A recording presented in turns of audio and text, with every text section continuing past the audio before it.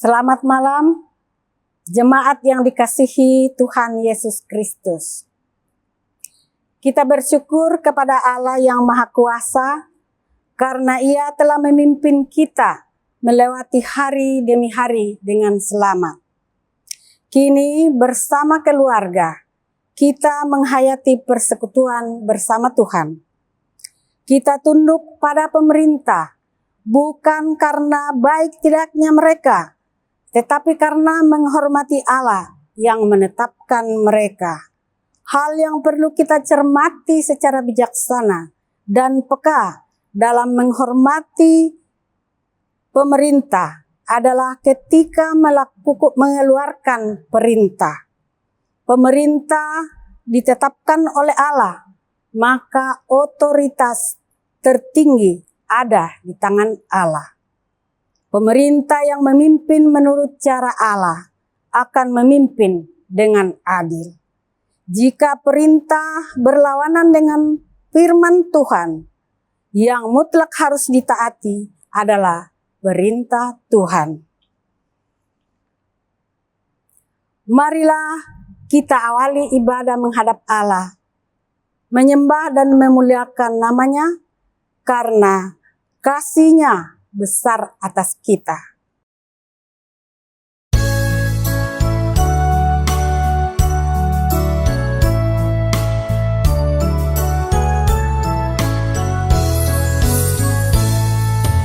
Kita syukur menggema naik kepadamu Allah Bapa Maha Baik.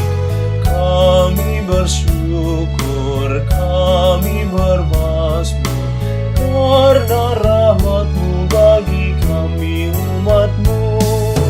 Kita syukur naik kepadamu Allah Maha Besar.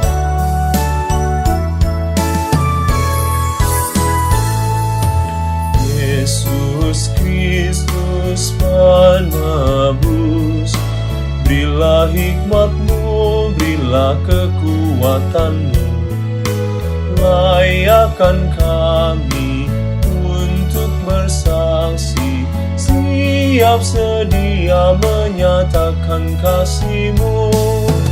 Kita syukur, naik kepadamu Allah Maha Besar.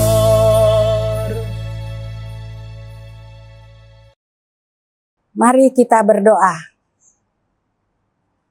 Ya Tuhan Allah Bapa yang kami puji, sembah dan muliakan dalam Tuhan Yesus Kristus. Kami bersyukur karena dari hari ke hari, dalam suka dan duka, Engkau selalu setia kepada kami. Engkau melihat semua kekurangan dan kelemahan kami, dan Engkau juga yang mengampuni semua dosa dan kesalahan kami. Kami bersyukur di kesempatan hari ini, Kami mau menghayati persekutuan dengan Tuhan dan sesama melalui nyanyian, doa, dan mendengarkan firman-Mu. Hadirlah ya Tuhan dan kuduskan ibadah kami ini dari awal sampai akhirnya, serta karuniakan Roh Kudus-Mu yang akan meyakinkan kami akan berkat yang kami terima melalui ibadah ini. Dalam nama Yesus Kristus, Tuhan kami. Amin.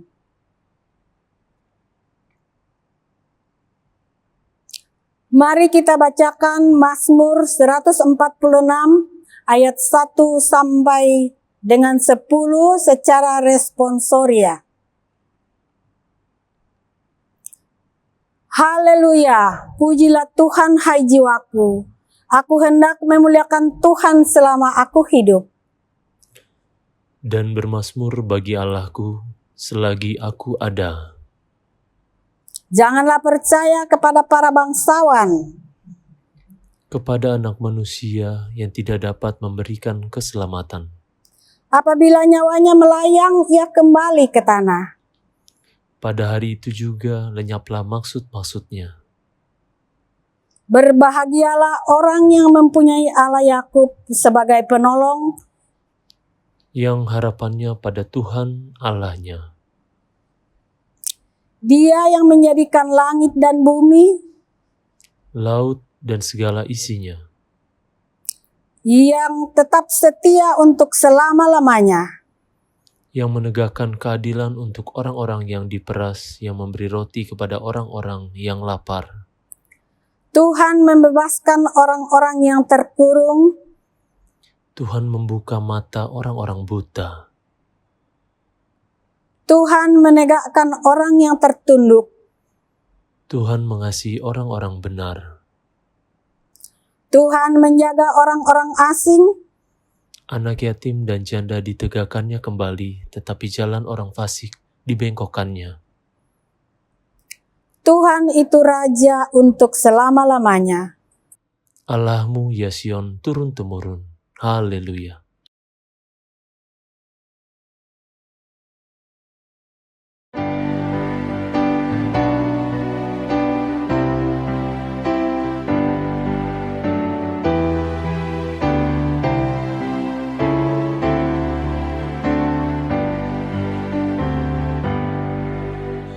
Batu karang yang teguh, Kau tempatku berteduh, karena dosaku berat dan kuasanya menyesal.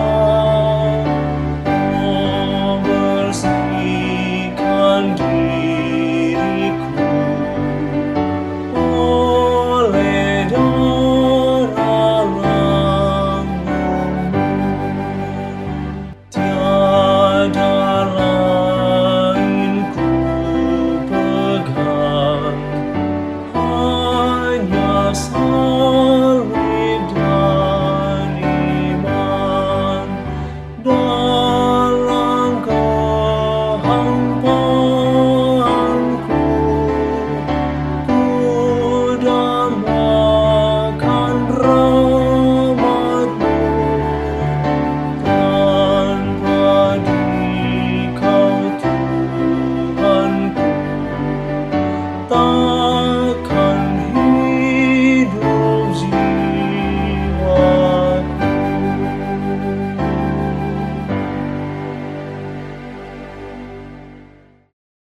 Umat Tuhan, kita masuk dalam pemberitaan firman. Namun sebelumnya mari kita bersatu di dalam doa, memohon tuntunan Roh Kudus. Kita berdoa. Kami bersyukur Tuhan pada malam hari ini, Engkau menganugerahkan kami hati yang baik sehingga melaluinya kami rindu untuk datang beribadah, memuji, memuliakan nama Tuhan, serta membaca firman Tuhan yang akan kami renungkan pada malam hari ini melalui Alkitab.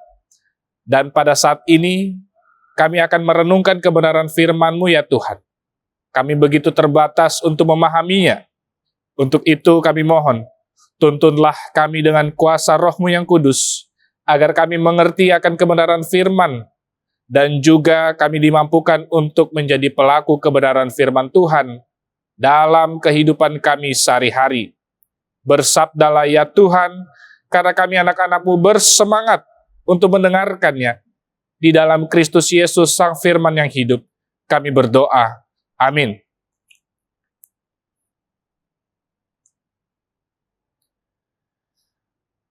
Umat Tuhan, marilah kita mendengarkan firman Tuhan berdasarkan bacaan Alkitab yang diambil dari surat Roma pasal 13 ayat 6 sampai 7 yang menyatakan, itulah juga sebabnya maka kamu membayar pajak, karena mereka yang mengurus hal itu adalah pelayan-pelayan Allah. Bayarlah kepada semua orang apa yang harus kamu bayar.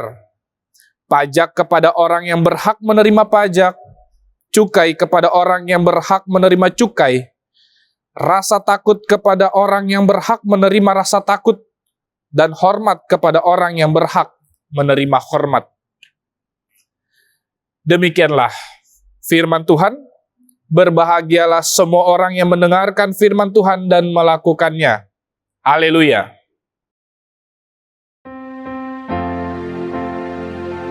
Haleluya,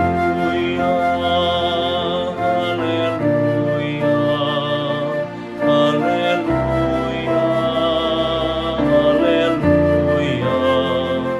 haleluya, haleluya, haleluya, haleluya.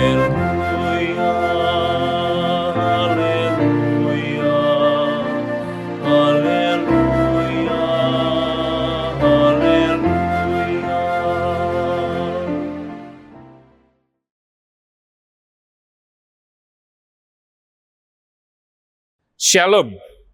Selamat malam umat yang diberkati Tuhan. Kalau kita membaca teks Alkitab kita pada hari ini, dan kita menemukan informasi yang memperlihatkan adanya orang-orang di dalam pemerintahan yang melakukan kejahatan dan melakukan ketidakadilan, maka kemungkinan besar kita akan bertanya-tanya, apakah kita layak untuk patuh terhadap pemerintah? Apalagi dengan adanya media sosial, mudah sekali bagi kita untuk mengakses informasi-informasi yang memperlihatkan bahwa adanya orang-orang yang duduk di dalam pemerintahan negara kita yang memperkaya dirinya dengan korupsi, yang melakukan suap, melakukan pembohongan publik. Dan ada juga yang mengatakan bahwa demokrasi kita di negara ini adalah demokrasi transaksional. Dan masih banyak lagi contoh-contoh lainnya Bapak Ibu Saudara. Dan mungkin kita menaruh perhatian pada berita-berita seperti itu, karena kinerja pemerintah pastinya berdampak dengan apa yang terjadi dalam kehidupan kita sebagai masyarakat. Nah, fenomena ini lagi-lagi membuat kita bertanya, apakah kita layak untuk patuh terhadap pemerintah? Namun sebelum kita berpikir terlalu jauh tentang kejahatan-kejahatan pemerintah, Bapak Ibu Saudara, sebetulnya kekristenan juga selalu menantang kita untuk terus melihat sisi positif dari pemerintah, dari suatu pemerintah. Bukan hanya itu, bahkan kekristenan menantang kita untuk patuh terhadap pemerintah bagaimanapun keadaannya. Pertanyaannya sekarang adalah, mengapa kita harus patuh terhadap pemerintah? Itu pertanyaan yang harus kita renungkan pada saat ini Bapak Ibu Saudara. Umat Tuhan, Kalau kita membaca perikop kita, sayang sekali bacaan kita hanya di ayat 6 dan ayat 7. Padahal bagus sekali kalau kita membacanya dari ayat 1.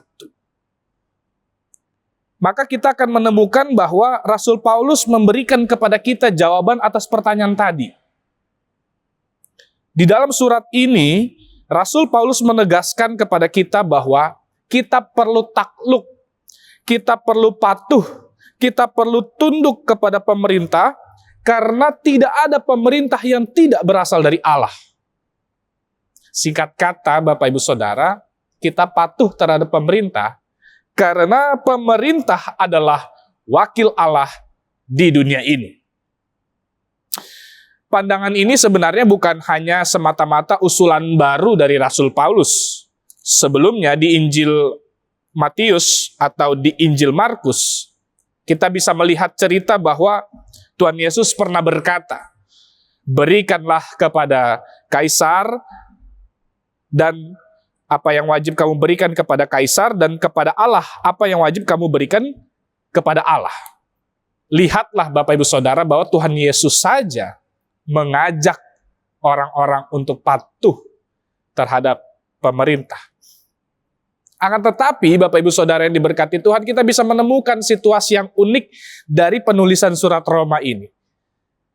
Kalau kita menggali konteks yang ada di surat Roma ini, perlu kita ketahui bersama bahwa Rasul Paulus menulis surat Roma justru dalam keadaan atau situasi yang sulit pada saat itu. Saat itu pemerintah Romawi adalah pemerintahan yang paling menentang kekristenan. Kekristenan pada saat itu dianggap sebagai agama yang harus dibasmi. Maka dari itu pernah ada cerita yang terkenal bahwa ada fitnah terhadap orang Kristen pada masa abad-abad perdana, bahwa orang Kristen membakar kota Roma. Itu difitnah.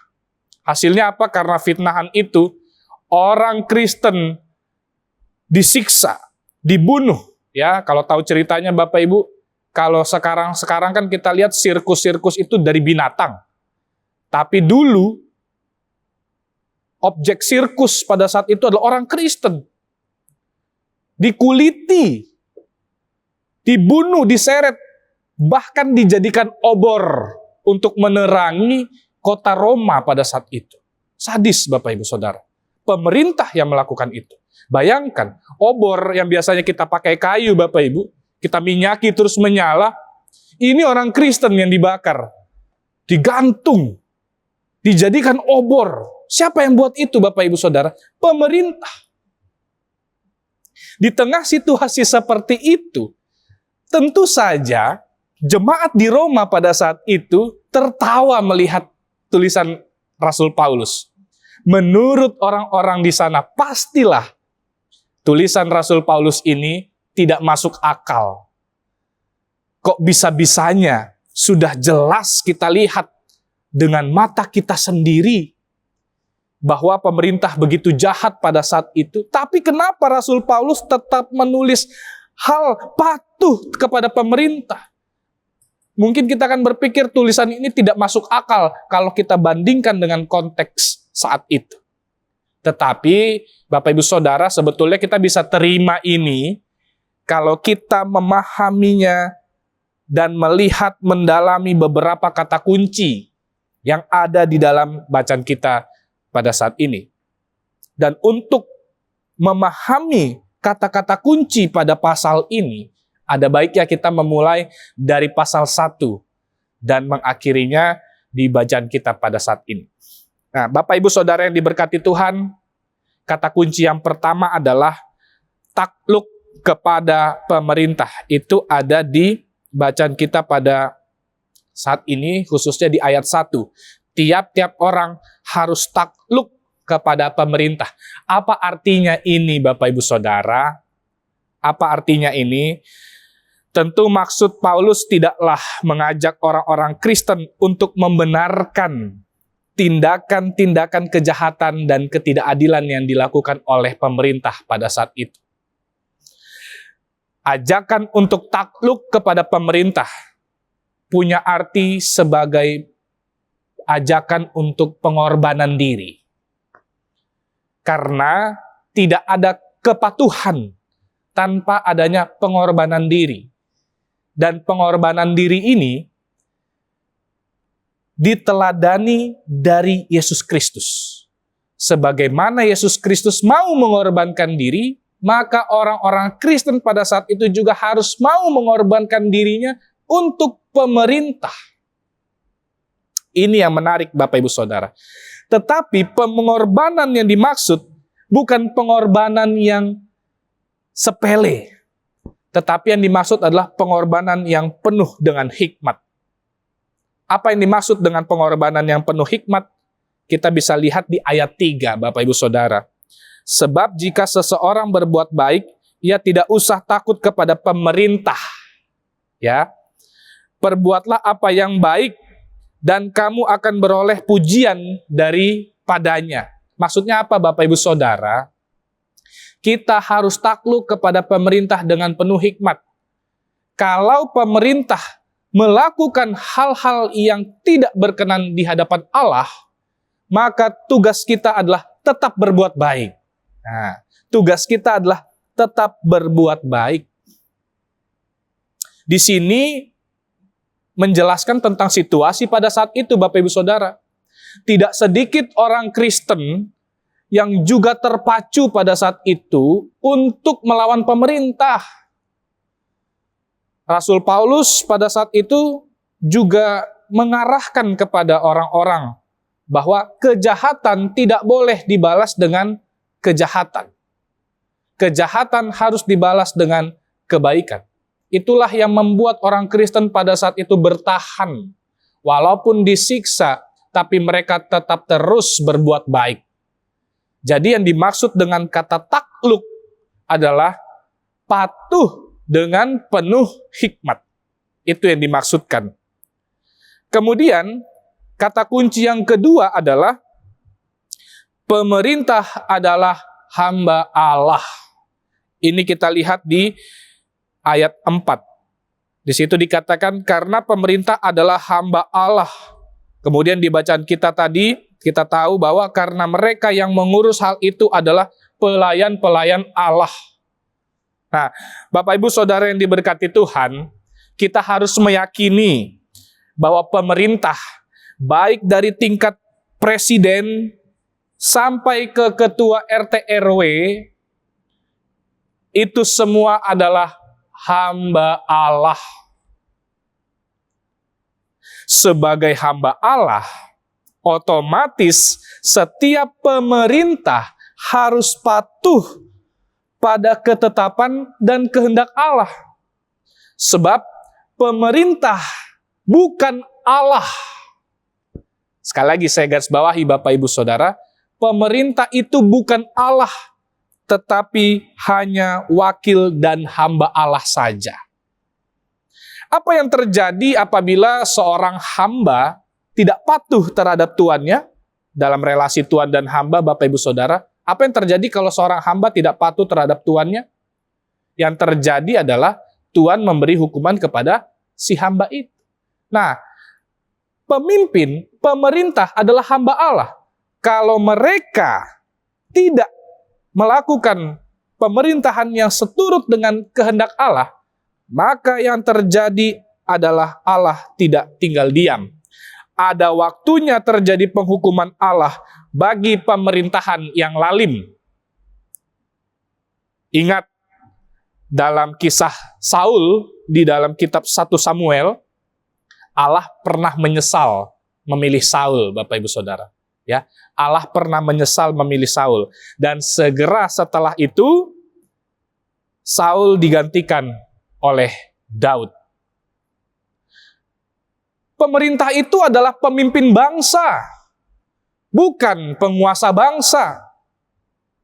Apabila seorang pemimpin berubah menjadi penguasa, maka cepat atau lambat Allah akan menggantikan mereka dan menunjukkan kebenarannya. Sejarah sudah membuktikan, Bapak Ibu Saudara. Contoh dulu, ya, zaman pemerintahan Romawi yang sangat membasmi orang Kristen. Tetapi apa yang terjadi Bapak Ibu Saudara? Di abad keempat justru kekristenan menjadi agama negara di Kekaisaran Romawi pada saat itu. Ya, dibalik oleh Allah.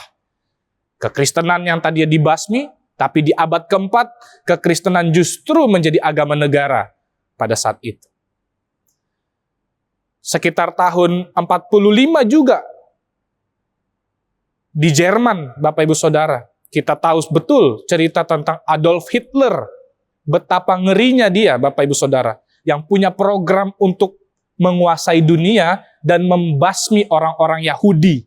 Dibunuh bukan main. Apakah Tuhan tinggal diam pada saat itu? Tidak. Akhirnya runtuh juga kekuasaan Adolf Hitler di Jerman. Pada saat itu Bapak Ibu ya, pada Perang Dunia Kedua. Indonesia juga pernah mengalami itu Bapak Ibu Saudara. Kita tahu bersama tahun 98. Ya.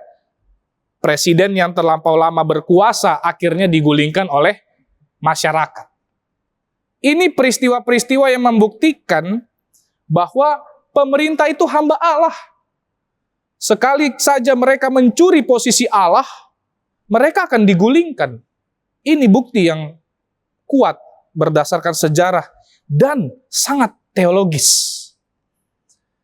Yang ketiga, Bapak Ibu Saudara, kata kunci yang ketiga adalah yang menjadi bacaan kita pada saat ini. Kamu membayar pajak. Nah, ini dia Bapak Ibu Saudara. Bicara soal pembayaran pajak, kita bisa mengingat kembali cerita tentang seseorang yang bertanya kepada Tuhan Yesus tentang pembayaran pajak kepada kaisar dalam Injil Markus pasal 12 ayat 13 sampai 17. Bapak Ibu Saudara bisa baca sendiri di rumah. Ya. Mungkin kita akan berpikir bahwa membayar pajak itu adalah isu keuangan. Padahal membayar pajak itu adalah isu ketaatan. Pada masa pemerintahan Romawi, mungkin juga pada saat masa kini, pembayaran pajak adalah bukti kepatuhan, ketaatan kepada pemerintah. Tetapi reaksi orang pada saat itu macam-macam. Ada yang pro terhadap pemerintah sehingga mereka taat bayar pajak. Ada juga masyarakat yang tidak pro terhadap pemerintah, menolak untuk bayar pajak karena sudah tidak percaya terhadap pemerintah.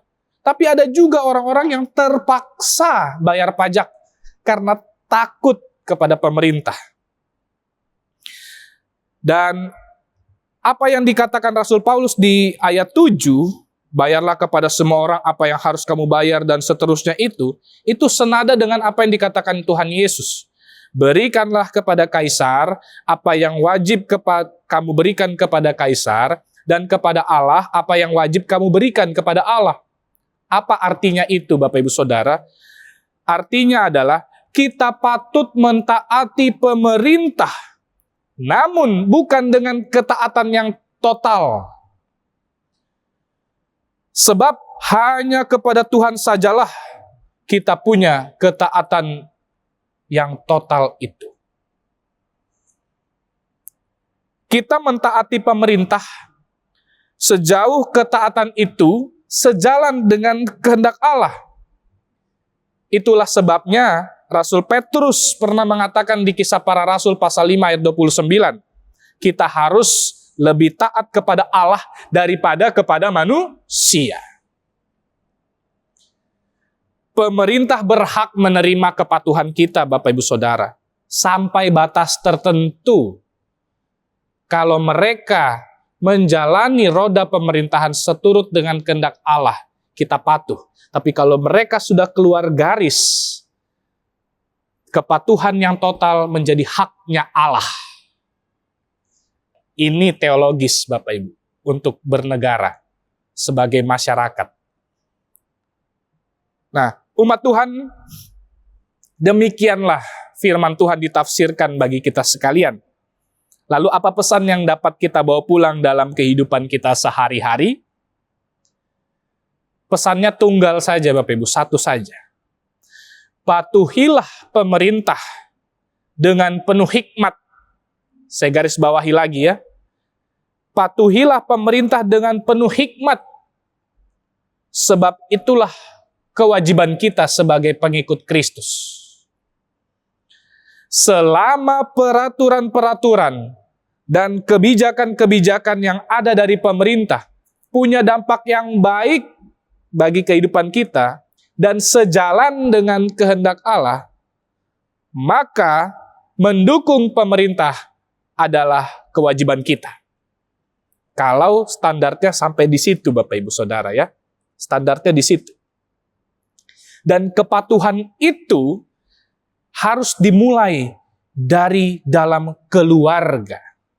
Sekarang cara kita mematuhi pemerintah tergantung pendidikan di dalam rumah. Maksudnya apa, Bapak Ibu Saudara? Kadang kita sebagai orang tua mendidik anak-anak dan cucu-cucu kita, mengarahkan mereka supaya patuh dengan menanamkan ketakutan. Tetapi edukasi yang benar adalah mendidik mereka supaya mereka memiliki kepatuhan yang beralasan, kepatuhan yang berhikmat. Contoh, kita sering menanamkan ketakutan kepada anak-anak kita. Contoh nih Bapak Ibu ya, contoh. Misalnya, anak kita mau naik motor, kemudian kita ingatkan, pakai helm ya nak, supaya tidak ditilang polisi. Ini namanya menanamkan kepatuhan dengan ketakutan. Tetapi menanamkan kepatuhan yang beralasan, caranya begini. Pakai helm ya nak, supaya saat kamu berkendara, kamu bisa selamat. Kasih tahu bahwa kepala itu adalah organ vital. Sehingga harus pakai helm. Dan pakai helm itu adalah peraturan yang dilahirkan dari pemerintah. Kemudian contoh lagi Bapak Ibu Saudara. Kita menanamkan ketakutan ketika pakai masker. Pakai masker di tengah pandemi ini, supaya tidak didenda 50.000 atau tidak sapu jalanan. Dulu kan ada kebijakan seperti itu Bapak Ibu Saudara ya. Bukan seperti itu mendidiknya. Pakailah masker supaya kita terhindar dari virus corona dan bisa tetap melanjutkan aktivitas dengan tubuh yang sehat. Itu yang benar. Kemudian juga bayar pajak. Bayarlah pajak tepat pada waktunya supaya tidak didenda. Oh, bukan itu edukasinya Bapak Ibu. Bayarlah pajak tepat pada waktunya supaya negara juga bisa tetap menjalankan fungsinya, tugasnya dengan baik. Karena kalau kita bayar dengan pajak tepat pada waktunya, kita mendukung pembangunan infrastruktur, kita mendukung pemerataan kesejahteraan sosial, dan program-program pemerintah lainnya. Edukasinya harus seperti itu Bapak Ibu Saudara. Baru-baru ini Sri Mulyani marah-marah ya Bapak Ibu ya, untuk mengajak orang-orang bayar pajak. Karena banyak orang-orang di sekitar kita mengatakan pajak itu nggak penting. Nggak usah bayar pajak, dikorupsi sama pemerintah. Mau itu dikorupsi Bapak Ibu Saudara, mau itu diselewengkan oleh pemerintah, itu bukan tugas kita. Yang menjadi kewajiban kita tetap jadi kewajiban kita. Kalaupun mereka melakukan hal-hal yang tidak berkenan, ada proses hukumnya. Bukan hanya hukum negara, tetapi juga nanti ada hukuman juga dari Allah, Bapak Ibu Saudara. Ada bagiannya Allah. Nah, bagiannya kita adalah tetap menjalankan kewajiban. Nah, inilah yang harus kita hayati bersama. Patuh dengan penuh hikmat kepada pemerintah.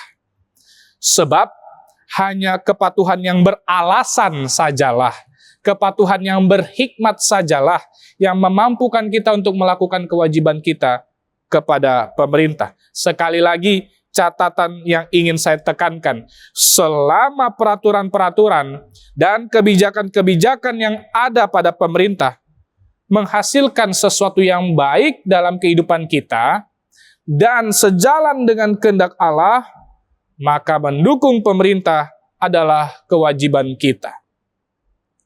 Mengakhiri khotbah ini, Bapak Ibu Saudara, saya mau bercerita tentang kisah seorang pendeta bernama Martin Niemöller di Jerman pada saat itu.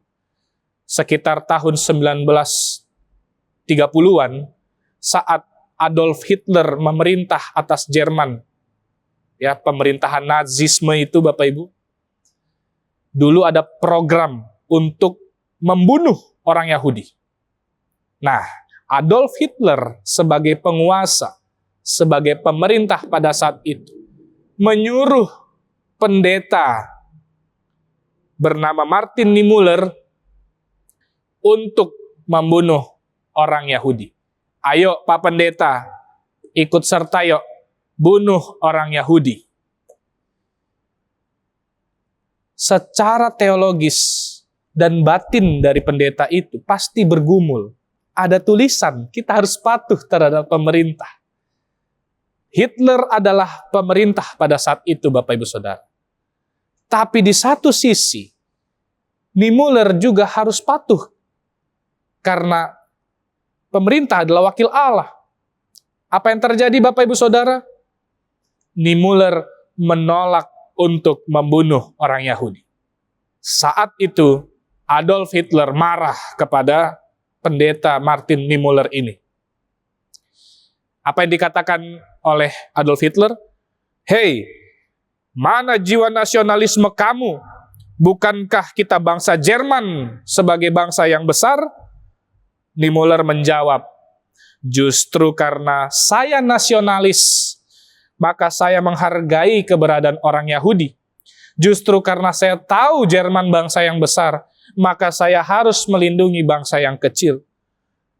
Hitler marah, Bapak Ibu, dan Niemöller dibawa ke kamp konsentrasi. Ini adalah kamp untuk mengumpulkan orang-orang Yahudi supaya mereka bisa dibunuh secara sistematis. Niemöller ada di tengah-tengah orang Yahudi, Bapak Ibu Saudara. Cerita ini mau memperlihatkan kepada kita sekalian, Niemöller menaati kaisar, menaati pemerintah, tetapi saat itu ia mentaati Kristus lebih dari mentaati kaisar, lebih daripada mentaati pemerintah. Dari sini Bapak Ibu Saudara yang diberkati Tuhan, pemerintah memang adalah wakil Allah, tetapi selama mereka melakukan sesuatu yang di luar kehendak Allah, kita harus lebih patuh kepada Allah. Dengan pemahaman ini, kita bisa menunaikan kewajiban kita kepada pemerintah sebagai warga negara yang baik di tengah-tengah kehidupan kita sebagai bangsa di negara Indonesia tercinta ini. Selamat menunaikan kewajiban kita. Tuhan Yesus memberkati. Amin.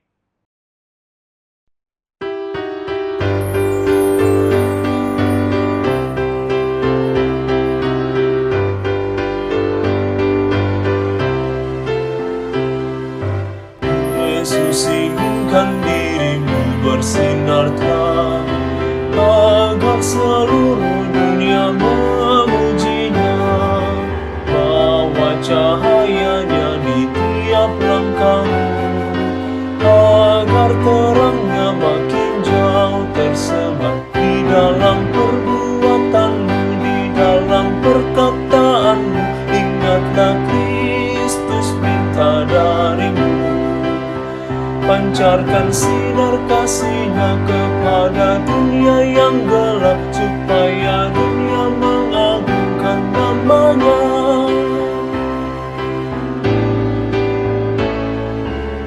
Yesus inginkan kau menjadi saksi-Nya bagi semua orang yang berkesan.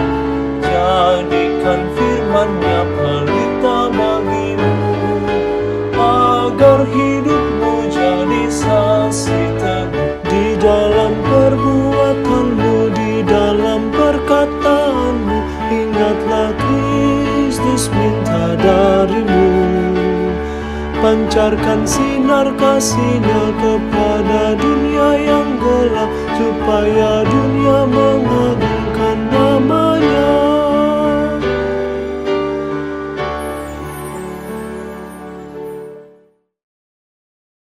Umat Tuhan, kita masuk dalam doa syafaat. Mari kita bersatu di dalam doa. Kita berdoa. Kami bersyukur Tuhan pada saat ini kami sudah mendengarkan kebenaran firman-Mu yang mengajak kami untuk mematuhi pemerintah. Karena kami diingatkan bahwa pemerintah adalah wakil Allah di dunia ini. Namun kami juga diingatkan agar kami harus lebih patuh kepada Allah daripada manusia. Untuk itu Tuhan, beri kami hikmat sebagai warga negara di Indonesia ini, agar kami bisa patuh terhadap pemerintah. Bukan karena ketakutan, tetapi karena kami punya hikmat yang berasal dari Tuhan, dan juga kami punya hikmat yang menuntun kami agar kami punya kepatuhan yang beralasan. Untuk itu Tuhan, kami mau berdoa untuk para pemerintah, bangsa dan negara Indonesia yang sudah Engkau pilih untuk memimpin bangsa ini. Tuhan berkatilah para pemimpin baik dari tingkat presiden maupun titik terdekat kami sampai di RT RW. Tuhan berkatilah mereka agar mereka dapat menjalankan tugas dan tanggung jawabnya dengan baik dan menjalankan fungsinya untuk kepentingan masyarakat, kepentingan bangsa, dan bukan untuk kepentingan diri sendiri. Karena kami percaya mereka sudah Tuhan anugerahkan hikmat untuk menjalankan tugas dan tanggung jawab seturut dengan kehendak Tuhan, karena sesungguhnya mereka juga adalah pelayan-pelayan Allah. Dan pada saat ini Tuhan, kami mengaku bahwa kami tidak bisa menjalankan kebenaran firman Tuhan dalam kehidupan kami sehari-hari tanpa tuntunan-Mu.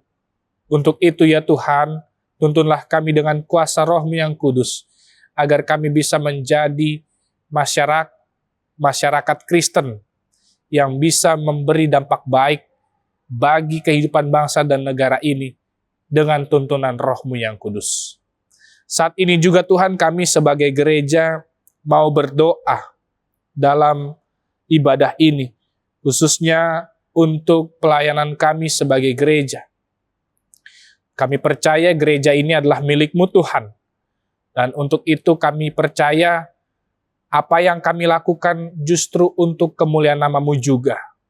Untuk itu segala macam program yang ada di GPIB Jemaat Bukit Moria Jakarta Selatan ini ya Tuhan, berkatilah agar segala sesuatunya boleh berjalan untuk memuliakan nama Tuhan saja. Untuk itu kami mau berdoa untuk panitia pemilihan diaken penatua periode 2022-2027. Kami merenungkan dan mempersiapkan proses ini Tuhan. Khususnya ketika memasuki tahap kedua, bakal calon diaken penatua. Berkati seluruh panitia yang mempersiapkan ya Tuhan.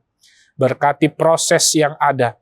Berkati juga calon-calon yang sudah Tuhan tunjuk, agar semuanya dapat berjalan dengan baik, sehingga pada hasilnya nanti Tuhan menetapkan diaken penatua yang terbaik untuk melayani Tuhan dengan penuh kesetiaan, sehingga jemaat di GPIB Bukit Moria ini boleh bertumbuh dengan baik.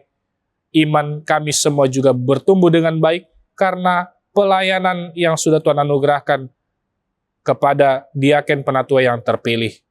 Kami juga mau berdoa untuk kehidupan kami sebagai masyarakat yang masih bergumul dengan pandemi virus corona yang juga berdampak di tengah pelayanan kami Tuhan.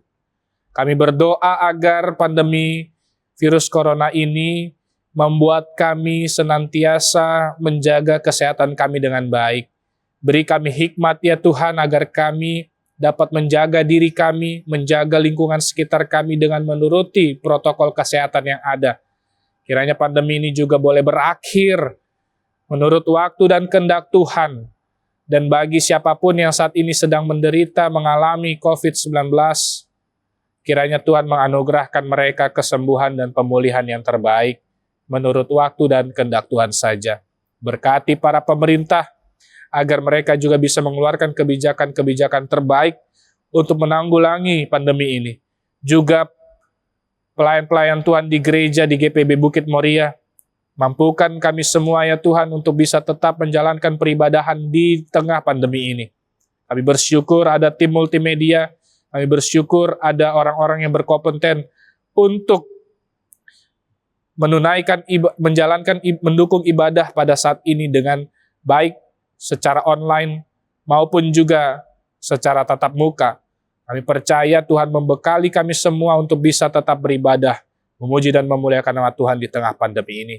Kami berdoa juga untuk tim medis, dokter, perawat yang bekerja di rumah sakit, agar mereka semua bisa bekerja dengan baik dan memulihkan keadaan masyarakat yang terkena penyakit, khususnya pandemi virus corona pada saat ini.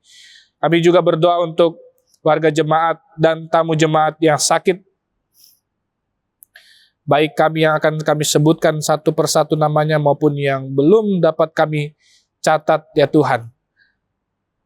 Nama-nama ini kami serahkan kepadamu. Sektor 1, Saudara Rusel Lasamahu, Ibu Since Lumingkewas, Ibu Elie Lolong Walangitang. Di sektor 2 ada Ibu Reta Rompas, Ibu Elizabeth Tarore, Bapak Esau Siwalete, Bapak Hengki Tenu, Bapak John Maringka. Di sektor 3 ada Bapak Sukaryanto, Ibu Margareta Paat.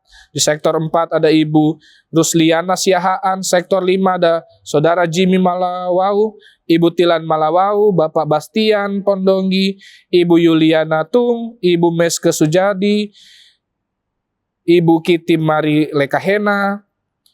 Di sektor 6 ada Saudara Henry Karl Kemal, Ibu Since Haulusi, Ibu Umika Sihombing, Ibu Keti Mamesa, Ibu Ningsi Sariwating, Ibu Nirwati Sipahutar, Ibu Ernawati Bambang, Ibu Heni Maringka, Bapak Penatua Freddy Marentek, Saudara Jimmy Dermawan, anak Iliano Lomi, dan juga sektor 7 ada Ibu Asmarawati Hutagal, Ibu Marilao, Bapak Joni Lumban Tobing, Ibu Ona Hukubun, Bapak Joni Hukubun. Sektor 8 ada Ibu Malingkas, Ibu Heni Simarmata, Ibu Foni Boylan, Ibu Sumiati Mambu, Ibu Krismiati Siahaan, Ibu Fidelina Kennedy, Bapak Iopi Abimanyu, Bapak Daniel Tulak. Sektor 9 ada Ibu Sri Polii, Bapak Cornelis Henok. Sektor 10 Ibu Efrin Matitaputi Nunumete, Bapak Satrio Nugroho Notoamijoyo, Saudara Sabrina Viole, Ibu Veronica Sunarno, dan Ibu Sri Delima Galamba Simamora, maupun kami semua yang pada saat ini sedang dalam keadaan lemah tubuh Tuhan. Anugerahkanlah kami kesembuhan, pemulihan yang terbaik menurut waktu dan kehendak Tuhan. Kiranya makanan, minuman, pertolongan medis, dan kehadiran keluarga bisa menjadi alat Tuhan untuk mendatangkan kesembuhan bagi kami semua. Dan juga ajar kami Tuhan agar kami tidak hanya menjadi pendoa saja, tetapi mampukan kami untuk juga saling menguatkan mereka yang sakit dengan mendukungnya dalam doa, mengunjungi mereka, dan memberi perhatian bagi mereka. Dan kami juga mau berdoa ya Tuhan, untuk para lansia di masa tua mereka, agar mereka juga senantiasa ada dalam lindungan Tuhan, menjadi teladan bagi generasi muda, dan juga menginspirasi kehidupan beriman bagi kami sebagai jemaat. Kami juga berdoa untuk para presbiter dalam tanggung jawabnya, baik sebagai pendeta, Ibu Pendeta Nyonya Menita Wungo Damping sebagai Ketua Majelis Jemaat, dan juga para pendeta jemaat yang ada maupun pendeta-pendeta domisili yang ada bersama dengan diaken penatua serta PHMJ maupun juga Korsek, dan juga pengurus-pengurus Pelkat dan komisi yang ada, kiranya boleh bekerja sama dengan baik, agar pelayanan yang ada boleh menjadi kemuliaan nama Tuhan saja. Kiranya pelayanan mereka ya Tuhan, senantiasa menumbuhkan iman jemaat, dan melalui pelayanan mereka, nama Tuhan dipermuliakan. Berkatilah mereka dalam kesetiaan melayani Tuhan. Sekalipun ada banyak tantangan, tapi kami percaya, bersama dengan Tuhan pelayanan yang ada senantiasa dapat berjalan dengan baik. Ini kami ya Tuhan dengan segala keterbatasan kami. Kami naikkan doa dan permohonan kami ini hanya di dalam nama Tuhan Yesus Kristus yang sudah mengajarkan kami berdoa. Bapa kami yang di sorga, dikuduskanlah namamu. Datanglah kerajaan-Mu, jadilah kehendak-Mu di bumi seperti di sorga. Berilah kami pada hari ini makanan kami yang secukupnya, dan ampunilah kami akan kesalahan kami, seperti kami juga mengampuni orang yang bersalah kepada kami. Dan janganlah membawa kami ke dalam pencobaan, tetapi lepaskanlah kami daripada yang jahat.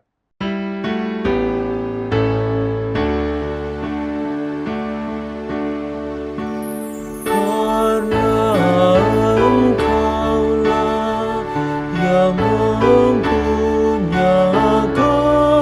kerajaan dan kuasa dan kemuliaan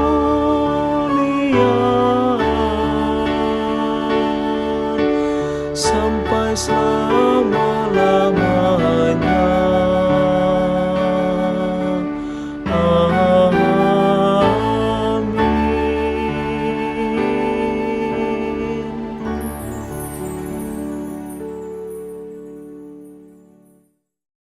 Saudara-saudara yang terkasih, marilah kita memberikan persembahan syukur kita kepada Tuhan sambil mengingat firman Allah. Karena itu, saudara-saudara, demi kemurahan Allah, aku menasihatkan kamu, supaya kamu mempersembahkan tubuhmu sebagai persembahan yang hidup, yang kudus dan yang berkenan kepada Allah. Itu adalah ibadahmu yang sejati. Roma 12 ayat 1. Tuhan memberkati saudara dan persembahan yang saudara berikan.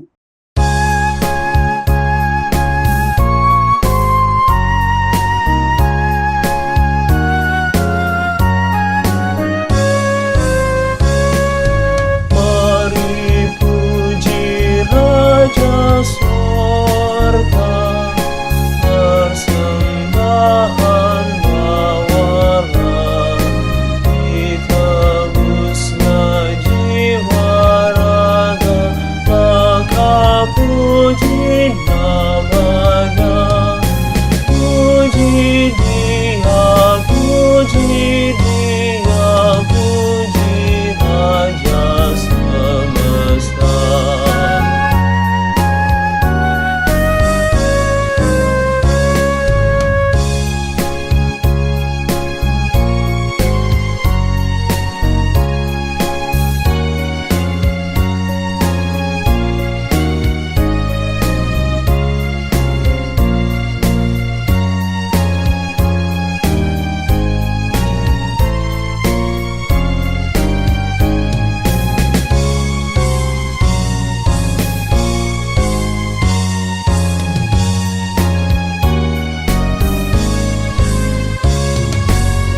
Sujudlah hai bala sorga, bagi Allah terdekat.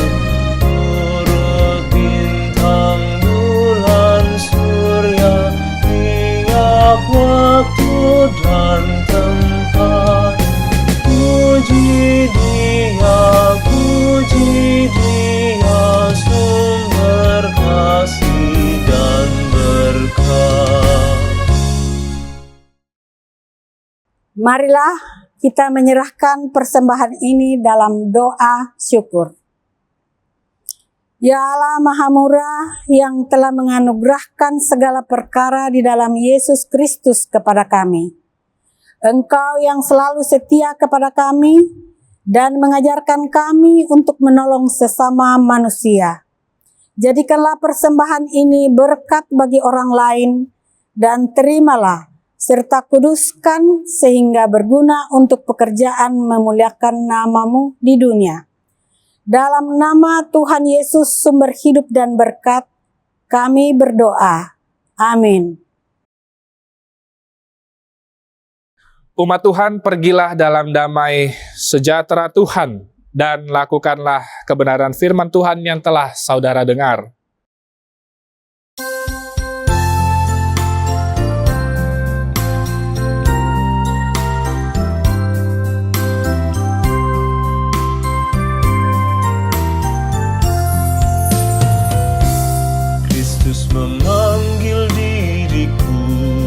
juga mengutus dirimu untuk wartakan kebenaran firman-Nya.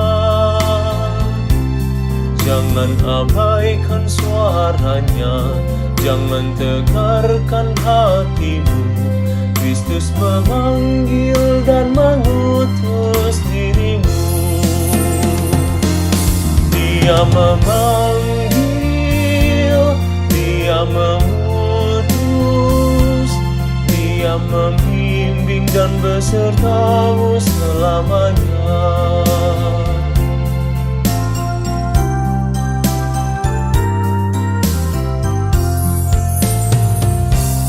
Bukanlah untuk manusia atau penguasa dunia, tetapi untuk kemuliaan Tuhanmu. Janganlah bimbang dan resah, ataupun takut dan gentar. Ingatlah Tuhan bersamamu selamanya. Dia memanggil, Dia mengutus, Dia membimbing dan besertamu selamanya.